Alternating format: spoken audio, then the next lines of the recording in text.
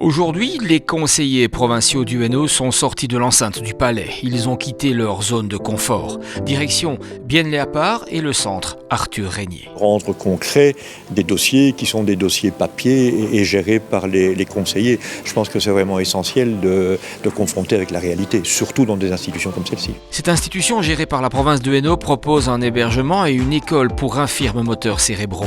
C'est un IMP, un institut médico-pédagogique. Il occupe plus de 350 membres du personnel. On a très envie de faire connaître ce que l'on fait, de mettre en valeur ce que l'on produit comme travail. Il y a vraiment une volonté de mieux faire savoir ce qui se passe derrière les murs, derrière les appellations des services, etc. Donc c'était une belle occasion aujourd'hui de s'entraîner à faire cela. On sait que la dimension sociale dans la province de Hainaut, c'est quelque chose de très important.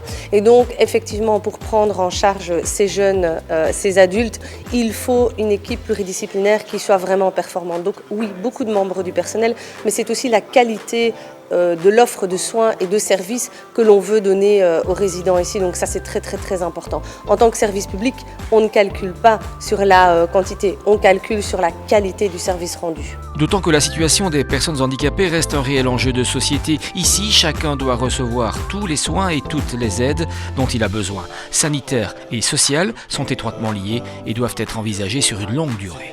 On est dans un plan d'investissement sur 10 ans par rapport à la rénovation des locaux.